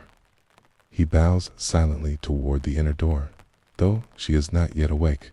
The gesture is unseen, but essential. In this world, most actions are performed not for applause, but because they reflect the order of things In the hallway, another eunuch nods as he passes. No words. Speaking before sunrise is frowned upon. The flicker of a lantern reflects in polished tile as they begin the morning checks. Door latches, incense bowls, scroll racks, and calligraphy brushes must all be in place. The silences here are not empty. They are structured like the strokes of a character on a page. When the bell finally sounds 3 steady chimes from the main pavilion, activity begins in earnest. Kitchens fire to life. Stable boys begin preparing.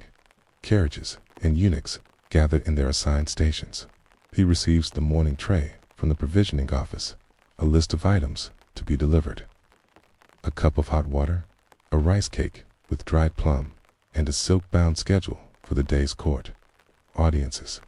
His job is not to attend those audiences, but to ensure the Empress's robes are prepared according to their significance. Color, fabric, and stitch must match the type of ceremony. Morning calls for hemp. Celebrations call for crimson. He assists. The robe master, another eunuch of higher seniority, who inspects each garment before it is laid upon the folding stand. They speak sparingly, mostly in murmured phrases. A mistake here could be interpreted as political dissent. A sleeve stitched in the wrong color could be seen as an insult to a visiting official. Their hands move with confidence. Tea they have done. This hundreds of times by mid-morning. The inner palace buzzes with subdued motion. Concubines walk in pairs under the cloistered walkways. The Empress has been dressed. Servants sweep the courtyards in white arcs. Palace guards rotate their posts. And he, the eunuch, now walks a scroll to the hall of ancestral records. The scroll contains the Empress's comments on ceremonial offerings. It is not political, but it is official. It must be carried in both hands, never folded, and passed to the registrar without personal remark. The registrar is another eunuch. It's older, thinner, with ink-stained fingernails and eyes that barely lift. From his desk, he accepts the scroll, stamps it with a wax seal, and stores it in a lacquered chest. No thanks are exchanged, only nods. Then he returns, retracing his path through the corridor. The afternoon holds lighter duties. He supervises the burning of incense in the Hall of Benevolent Peace. The Empress will pray there later, and the smell must be familiar, not overwhelming. A new batch of sandalwood has arrived from the south, but it is too pungent. He mixes it with cedar from last month's stock. Experience, not instruction, guides this ratio. Later, he assists with the Empress's midday meal, not in cooking, but in overseeing the tasting. Every dish is sampled by an assigned taster, another eunuch, whose job is both protection and formality. Poison is rare, but the ritual persists. He notes each dish, records the time, and initials the page. These logs are reviewed weekly. Between tasks, there are pauses.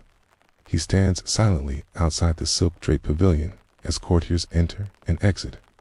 He observes their expressions, their pace, the tremble in a sleeve, or the careful rearranging of a collar. He sees who speaks to whom, who avoids eye contact, who laughs too loudly. He stores these details, not out of gossip, but out of habit. He is a memory for the palace. When evening nears, he helps prepare the Empress's chamber for rest. Bedding is aired, the pillows realigned, the incense shifted to a more calming blend. Her mirror is polished, her slippers placed precisely. He adjusts the lantern to a softer glow and ensures the record of her day is entered into the household scroll, another task done in silence. In brushstrokes that will never leave the palace. Once dismissed, he eats a simple meal, millet porridge, and steamed green, seated on a low stool in the servants' hall. No music, no wine, conversation is minimal. The others eat in measured silence. A new boy asks a question and is hushed. Even among themselves, they remember who they serve by nightfall. He returns to his quarters. He removes his robe with care, folds it along the creases, and sets it beside his bedding. He washes his face again, closes the wooden shutter, and sits for a few breaths in stillness. No prayer, no poetry, just stillness. In a corner lies a scroll, a personal one, not official. It contains the names of his family, recorded in brushstrokes of his own making. He reads them once, then rolls it up again. He sleeps early, for the palace does not wait. And when the morning bell chimes again, he will rise and begin once more, not because he is commanded to, but because the rhythm is his own. Still, as his eyes close and the silence deepens, one wonders, in a life so tightly bound by ritual and service, what fragments of self remain unwritten. The next day begins as the last ended, quietly, precisely, without fanfare. The servant quarters behind the eastern pavilion, before even the smoke of the morning hearth curls into the air. He is awake. There is no sunrise in these hallways, only the flickering oil lamp casting shadows against the floor. He folds his bedding without a crease, dresses in silence, and walks the same corridor as the day before. His slippers make no sound on the polished tile. Sound, after all, is for those with power. Today is a court day. He knows this, not from any announcement, but from the subtle shift in the schedule he receives. Outer ministers will be received. The emperor will sit in the hall of morning light, and the empress, though not present, will require updates, notes, and summaries. It is not his duty to record, but to carry those records from one room to another, to stand outside doors and listen for the ring of the bell that signals a dispatch needs relaying. In the palace, the presence of eunuchs is both accepted and unseen. They do not announce themselves, they do not speak unless addressed. Their very usefulness depends on their invisibility. A servant who is noticed too often draws suspicion. One who moves without sound, who delivers with accuracy, who anticipates without overreaching, that servant thrives. Before court convenes, he assists in preparing ceremonial cushions, arranging the small details of the receiving chamber with practiced calm. The banners must hang straight. The incense must burn evenly. The water bowls for ritual cleansing must be filled to the same line. No ruler is needed. His hands remember the measure. When the emperor enters, escorted by guards and ministers, the eunuchs retreat behind silk curtains, positioned just out of sight, ready to respond at the slightest nod. They do not observe the debates as much as they absorb them. Through tone, through fragments, through the echo of a reprimand, or the brittle silence that follows a controversial proposal, they piece together the mood of the court. He listens. One minister submits a memorial on regional taxation. Another counters with a concern about the growing presence of armed escorts among grain convoys. The emperor speaks briefly. The chancellor elaborates. Scribal eunuchs record every word, using shorthand systems they have mastered through years of repetition. These records will be copied, summarized, and submitted to the archives. His task is more physical. He carries messages between chambers, retrieves seals from locked boxes, and confirms their placement on new decrees. He monitors the doorway to ensure that only authorized personnel enter. These roles do not require initiative, only vigilance. A lapse in protocol would not result in debate. It would result in punishment. By midday, court disperses, and he accompanies the empress's aide to the garden corridor. There, beneath a canopy of parasol trees, she receives news of the morning session. He does not speak, but he stands nearby as the report is read. When finished, she nods once, and he departs, carrying the document back to the chancellery for official filing. Every piece of paper is marked and recorded. Nothing disappears without being noticed. In the afternoon, there is a delivery. Boxes of silk arrive from the Ministry of Rights Gifts from the southern provinces, part of a seasonal tribute. He and two others are tasked with inspecting the contents, logging the quantities, and arranging them in the correct storerooms. They wear gloves to avoid staining the fabric. Each box is sealed again, then labeled in duplicate.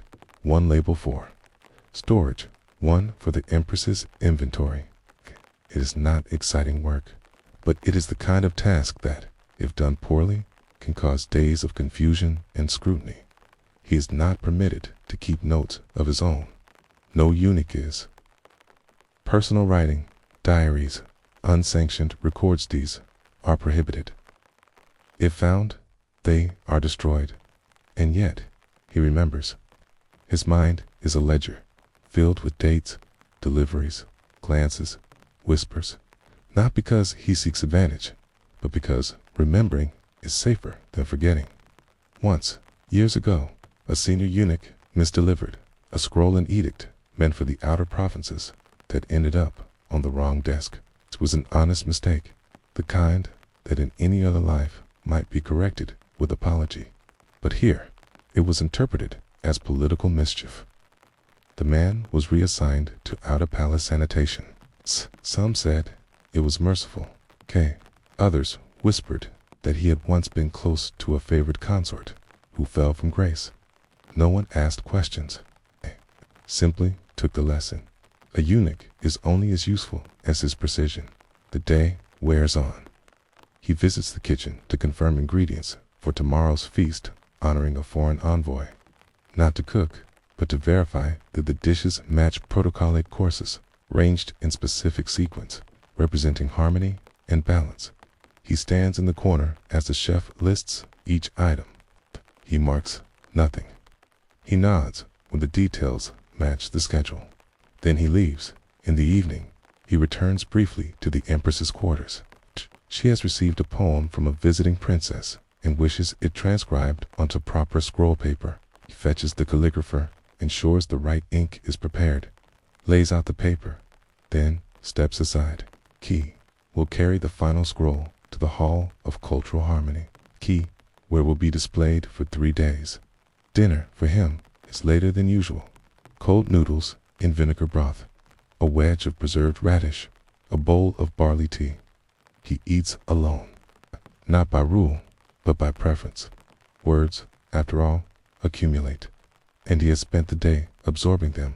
Before returning to his room, he checks the lanterns along the east corridor, noting one that flickers unevenly. He marks the bracket position in his memory and will report it in the morning. A small thing, but small things matter. Back in his quarters, he unwraps the cloth bundle that holds his sleeping robe, folds the day's tunic, and sits again for a few moments of quiet. The scroll with his family names remains where it was. Does not open it tonight. Instead, he looks at the ceiling. The paint is peeling in one corner, a detail unnoticed by others, but he catalogs it nonetheless. He lies down without ceremony. There's no bedtime, only readiness for the next call. Some nights are interrupted by late orders, surprise inspections, or visiting dignitaries. Tonight, the corridor is silent. He closes his eyes, not with relief, but with calculation. How many steps did he walk today? How many scrolls did he carry? How many names did he hear? And how many will he remember? And as sleep nears, one final thought lingers. One memory is your only possession. How do you know what to let go? The days are not marked by calendars in the palace. Not truly. They are marked by duties completed, names spoken, objects moved from one place to another. For him, the rhythm of existence is not measured in months or seasons, but in the tasks assigned at dawn and closed by dusk. It is not repetition. It is refinement. A festival nears. It's not one of grand significance, just a mid-season ritual honoring a minor deity of household peace. Still, the preparations ripple through the palace. New incense must be ordered.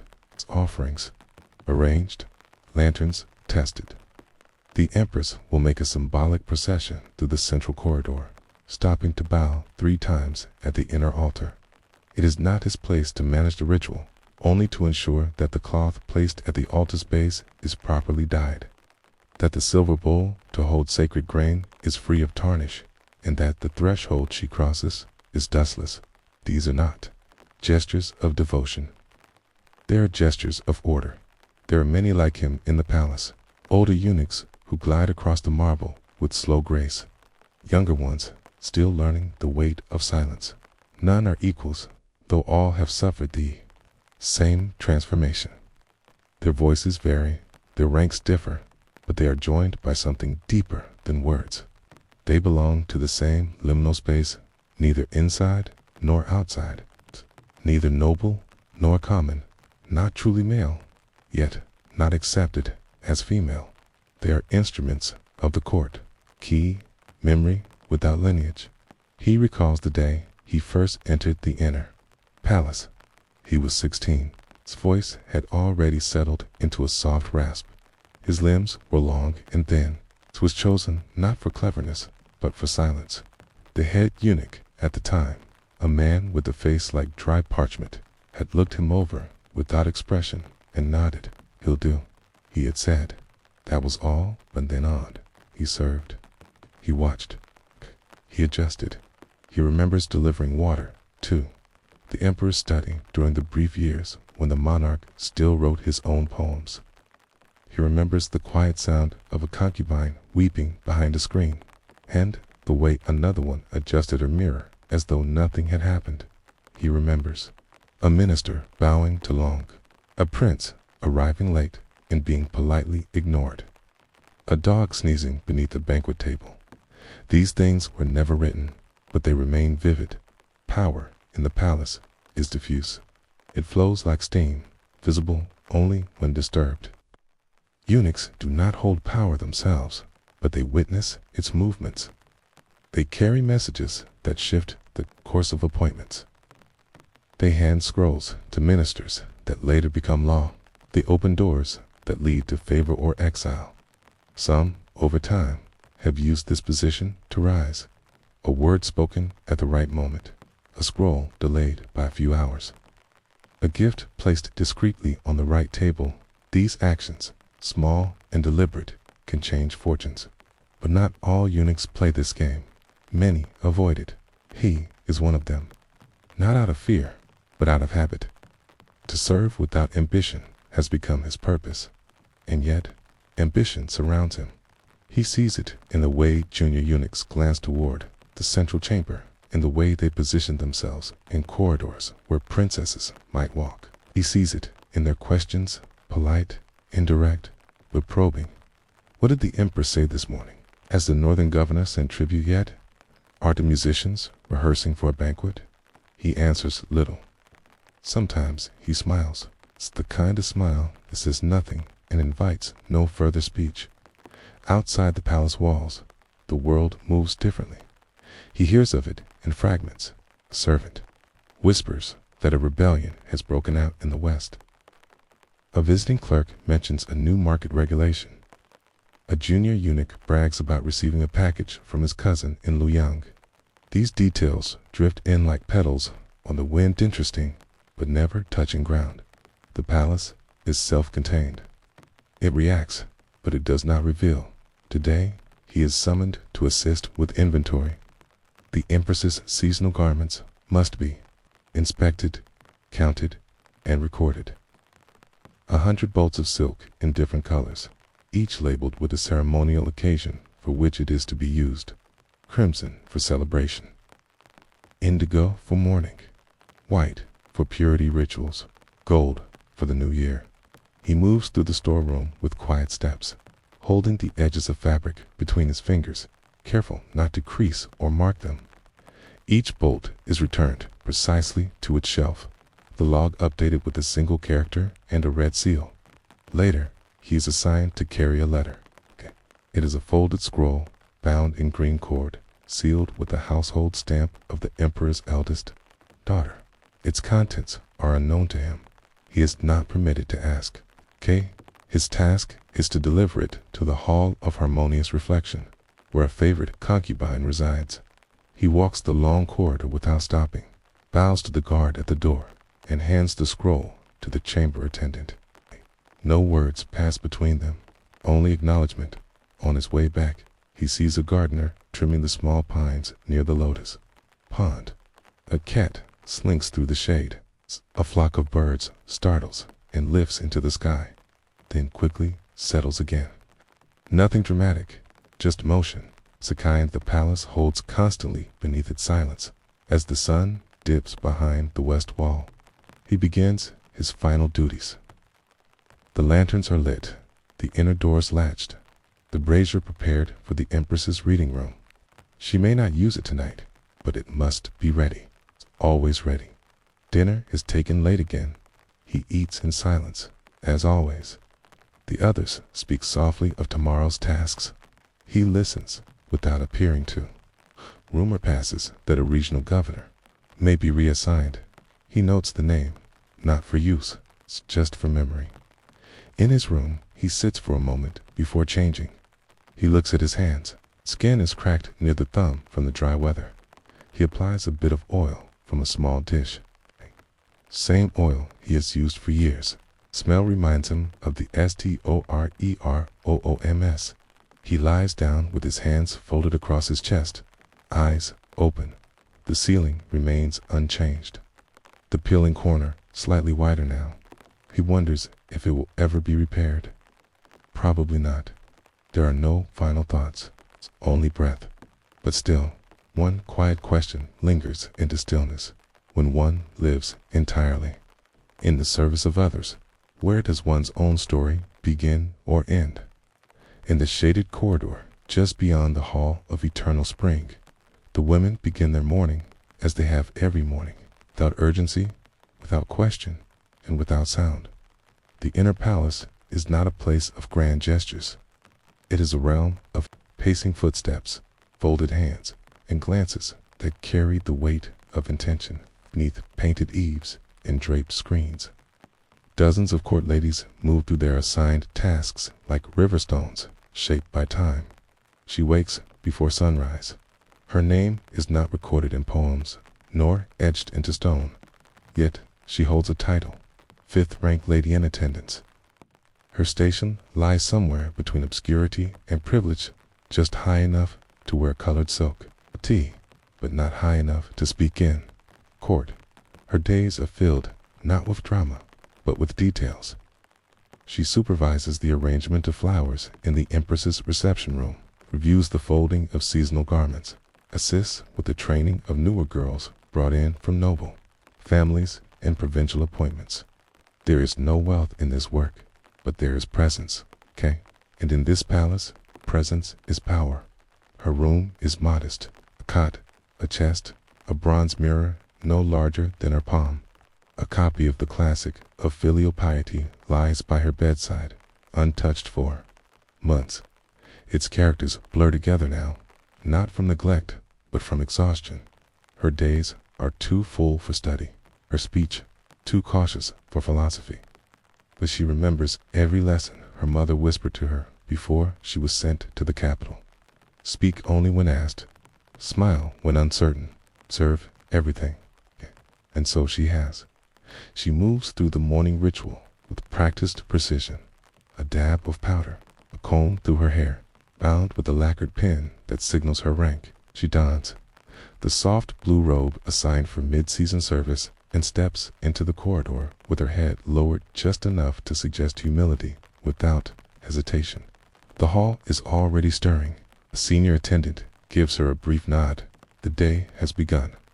Her first duty is to assist in preparing the Empress's outer garments. She helps lay them out on the dressing bench, each piece aligned by ritual order. Underrobe, outer tunic, belt, shoulder adornments. These garments are not simply clothing. They are statements. A fray in the hem, a misplaced clasp. These things are not forgiven easily. Once, a girl had misaligned a ceremonial sash. She was reassigned within the week to scroll inventory. Quiet demotion. No one spoke of her after that later. She escorts a junior lady-in-waiting to the pavilion of luminous Tom, where the Empress may choose to take tea if the morning weather holds. The journey is short, but every step is marked. Servants sweep the path just ahead of their passage. Palace guards nod as they pass, their eyes trained ahead. They speak no greetings. Here, everyone moves like part of a larger mechanism, oiled not with kindness, but with clarity. At the pavilion, She inspects the teaware ceramic cups, each glazed in celadon, each placed on a silk mat that bears the emblem of the inner court. The tea leaves, brought from the southern provinces, weeks before, must be sifted, not stirred. Water must be heated to a precise warmth, not boiling, not cool. She oversees these steps with a still face. Mistakes do not belong here. The Empress does not come today. No explanation is given. None is needed. The tea is poured out quietly. The cups are wiped, dried, and returned to their box. She instructs the junior to make a note in the household log, then walks back through the shaded walkway. Her steps silent on the polished wood. After the noon hour, she is called to observe a lesson. A visiting instructor from the Ministry of Rites is teaching a group of court girls how to recite seasonal verses for an upcoming festival. Her role is not to participate, but to ensure decorum. One girl forgets a line. Another mispronounces a couplet. She notes both infractions with a brush mark on a palm-sized slate. Later, she will relay these to the instructor, who will adjust the seating arrangement accordingly. This is how favor is built, not through charisma, but through correction. In the mid-afternoon, she is granted a rare reprieve. The Empress's schedule requires her presence elsewhere, so the court ladies are given 2 hours of leisure. Some gather in the garden to embroider, others nap in shaded alcoves. A few rehearse poetry, hoping to be selected for evening recitation. She walks instead to the library, a narrow room filled with copied texts and annotated scrolls. There, she selects a record of palace rituals del reading by any standard, but useful. She reads not to learn, but to remember. A single misstep during an imperial birthday or equinox ceremony can cast suspicion on an entire household. As dusk falls, she returns to her quarters and prepares for the evening assembly. Tonight, the Empress will host a small gathering to honor the full moon. It's not a feast, not a spectacle, just quiet poetry, lanterns, and perhaps a musical performance by one of the trained girls. She helps light the lanterns, checks the lacquer on the serving trays, and arranges the seating cushions.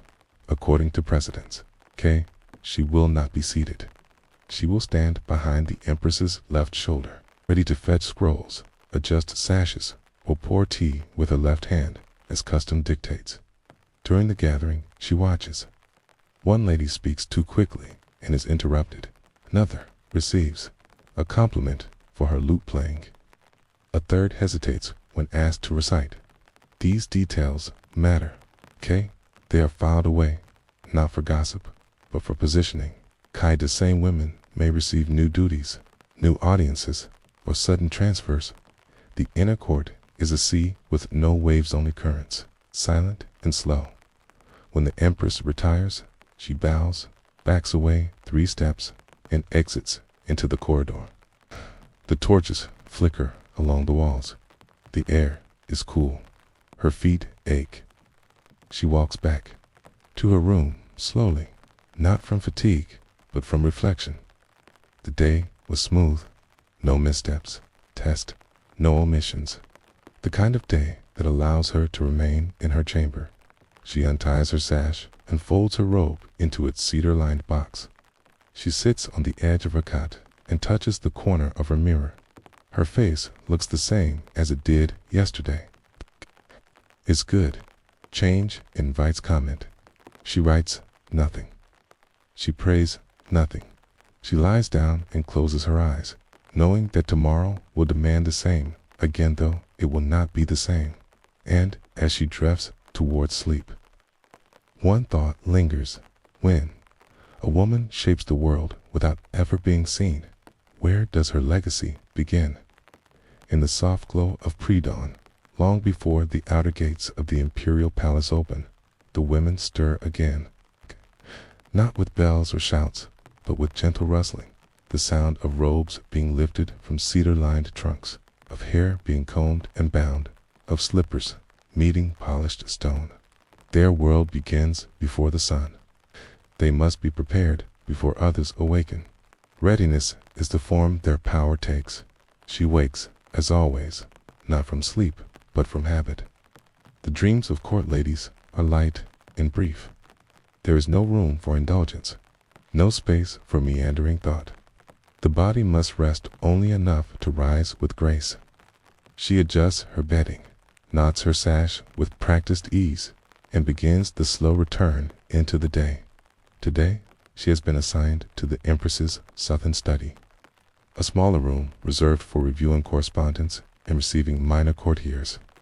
The assignment is temporary, perhaps even accidental, but she treats it with the same precision as all else. Before she steps into her duties, she pauses briefly at the window of her chamber. The sky is still dark, streaked with charcoal and violet, but in the distance, lanterns flicker near the kitchens. Somewhere, a rooster cries muffled by distance and ritual. It is a reminder that outside this walled world, the empire continues to live and toil. And here, the pulse of that world is measured by different signs. Who receives a nod in the corridor? Who delivers tea instead of ink? Who is summoned and who is left waiting? Her morning begins with an inspection of the study's furnishings. Every cushion must be properly fluffed and rotated. The inkstones must be smoothed and filled. The dappers must be arranged in descending order of size, their tips trimmed and dry. A scroll rack is adjusted, its contents organized by themed petitions from noble wives, offerings from provincial governors, ceremonial verses from temple mistresses. None of these are hers to read, but she handles them gently, as though the words might spill if not balanced correctly. By mid-morning, the Empress arrives. Her steps are deliberate, accompanied by 2 senior attendants and a eunuch carrying the day's list. The woman remains composed, dressed in soft gold and green, her hair adorned with a phoenix-shaped pin. She says little. Her gaze alone dictates motion. When she nods toward the seat near the window, the cushions are adjusted. When she reaches for the inkstone, the brushes are immediately presented. For the next hour, silence settles like snow. The Empress reads. The attendants stand. Occasionally, she dictates a brief response. A clerk in the next room copies it in triplicate. A court lady stands still, adjusting only when asked to prepare tea or retrieve another scroll. Her breathing is shallow, her posture perfect. She does not speak, and yet she sees everything. The way the Empress lingers on a letter bearing blue ribbon. The way her brow furrows when she skims a list of appointments. The way her lips purse at the mention of a distant prefecture. These gestures do not mean much in isolation, but they accumulate. Later, another lady might be reassigned to that same prefecture. A gift may be sent bearing that ribbon. Subtle movements, barely noticed, become directives. After the audience, the Empress rises and exits. The attendants bow deeply. The court lady waits until the last rustle of silk has faded before releasing her breath. It is not exhaustion, it is ritual. With a nod from the senior staff, she begins the careful restoration of the room. Cushions back to their standard position. Used brushes cleaned. The teacup washed and returned to the shelf, dry side down. Her hands move with fluid grace. This is her strength not command, but restoration. The afternoon brings her to a different task. A group of younger court ladies is being taught how to walk properly for an upcoming seasonal procession. She is not the instructor, but the observer. She watches as they step in sequence across the practice hall, their hands folded just so, their eyes fixed forward. One girl falters slightly, her heel tapping too loudly on the polished floor. The instructor frowns, and the girl blushes. Court lady makes a quiet note and will suggest an adjustment to her role in the ceremony, perhaps a position toward the rear, where sound matters less than presence. She remembers her own training, how many weeks it took to learn how to bow with the correct degree of sincerity, how her shoulders ached from holding trays aloft, how many times she practiced kneeling without shuffling. Those movements are muscle now. They exist without thinking. But the learning was not painless. During a break, the younger girls cluster together under the shade of a painted awning. They whisper in soft voices, laughing over a slip in a poem, admiring the embroidery on one another's sleeves. The court lady stands nearby, not part of their circle, but not apart from it either. One girl glances at her, then lowers her eyes. Respect, fear, perhaps both. Later, she is summoned to assist with preparations for a minor feast, not in the kitchens, but in the coordination of tableware. Each dish, each cup, each pair of chopsticks must match the rank of the guest. She works with another attendant to arrange the settings.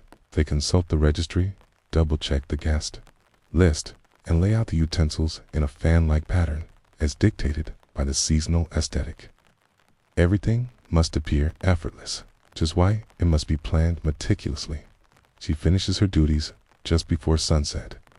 In the fading light, the palace glows with warmth, the reds and golds of lanterns, the soft flicker of light reflecting on tile. She walks back to her quarters slowly, not from weariness, but to absorb the quiet. These are the hours when the palace exudes a strange peace.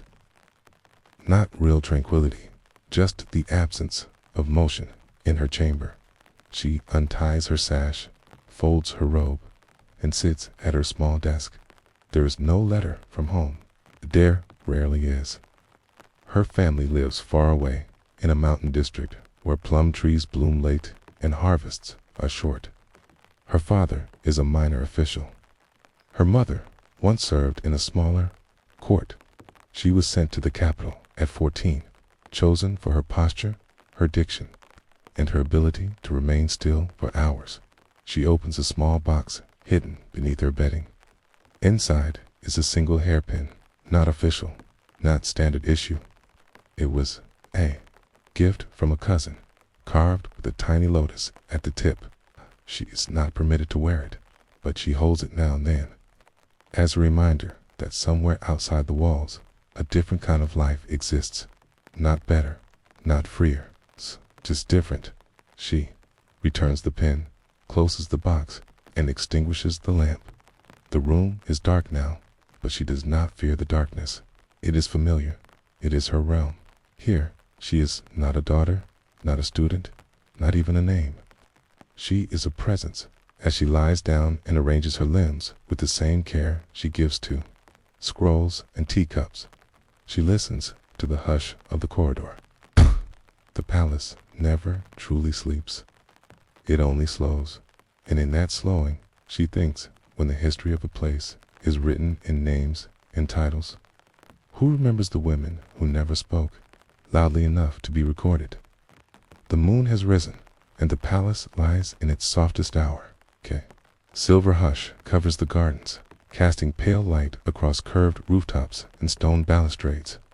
Inside the eastern wing, just beyond the hall of fragrant harmony, a court lady sits, quietly in a cornered chamber, her posture straight, her hands still, listening to the soft rhythm of distant footsteps echoing down the corridor.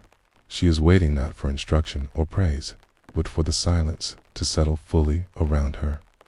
It is the most familiar sound she knows. The day passed as many dutaks completed without fanfare. She arranged the Empress's poetry scrolls, adjusted the seating plan for an upcoming lantern procession, reviewed the gold work on a ceremonial garment. There were no interruptions, no surprises, but every small gesture added to the invisible pattern that held this place together. In this world, power is not declared. It is folded, dusted, aligned. Earlier that morning, she watched one of the younger court ladies misstep in conversation with a visiting noblewoman. Too much laughter, too little bowing. Nothing was said aloud, but the coolness in the noblewoman's. The expression was unmistakable. The girl would not be invited again soon. There would be no scolding, only a quiet adjustment. Perhaps her name would vanish from next month's assignments. Perhaps she would be moved to the linen stores. That is how the palace speaks, in the shifting of positions. not in words. She once believed that rising through the ranks would bring clarity, even voice. But the higher she climbed, the quieter it became. The women closest to the Empress no longer offered suggestions. They guided with glances. They corrected with posture. They learned to move others without moving themselves. It was not command. It was choreography. She remembers her first week in the palace how an older attendant taught her to fold her sleeves just so, to bow with humility that was neither too eager nor too dull. A sleeve speaks before your mouth does. The woman had said. She had never forgotten that. Now her sleeves are always flawless, her bow exact, her presence subtle but known. She has received a handful of gifts over the years, dried flowers. A comb, a pair of shoes stitched in quiet thanks, tokens. Her name has never been etched in stone or spoken in court, but it passes between doors, across scroll margins, in softly worded acknowledgments. She is not a favorite, but she is relied upon. That, in this world, is a kind of immortality. She will never marry, never leave these walls easily. The palace has shaped her as much as she has shaped it. Even if she were released, she would not know how to walk in the world again. She would listen too carefully, sit too precisely. She would see the movements others missed. Still, her life is not without beauty. She has seen the moon shimmer on lotus ponds in winter, watched the Empress smile at a forgotten melody, felt the weight of ceremony as golden bells chimed beneath a painted ceiling. These moments are not written down. They are not remembered by history, but they live in her, carefully stored in the folds of time. Tonight, after a quiet gathering of poetry and lanterns, she returns to her chamber. She carries no accolades, only the memory of a soft thank you from one of the performers. It was rare, not because the act was grand, but because gratitude, in this place, is a language rarely spoken aloud. She unties her robe, folds it with care, and opens the drawer beneath her bed. Inside is a strip of plum-colored silk, unevenly embroidered with the shape of a flower, a gift from a younger court lady who once struggled to hold her needle straight. The girl had long since married into a provincial family. Her name vanished from duty scrolls, but the cloth remains. These are the keepsakes she allows herself, not jewels, not perfumes, just fragments of moments that mattered. There are whispers of change again. The Empress has been resting longer. A new concubine walks with confidence. Rumors move gently through the halls like drifting smoke, but change is never sudden here. It comes like the turning of a scroll, quiet, deliberate, almost imperceptible. For now, she sits beneath the dim lantern light, the embroidered cloth in her hand, and thinks of the girls she once guided, now mothers in cities she'd never see. She wonders if they still dream of tiled roofs and silk corridors, if they remember how the floor felt before morning duties, if they still walk with the silence of the palace in their bones. She lies down, hands resting lightly across her chest, her breath even, her gaze unfixed. The lantern's flame flickers once, then steadies. Side, the wind brushes the garden stones. Inside, nothing moves, and so the palace sleeps again, held together, not by orders or edicts, but by women like her, whose names may never be spoken, but whose presence echoes in every quiet corner. Because sometimes the most enduring part of history is the part that never needed to be written at all.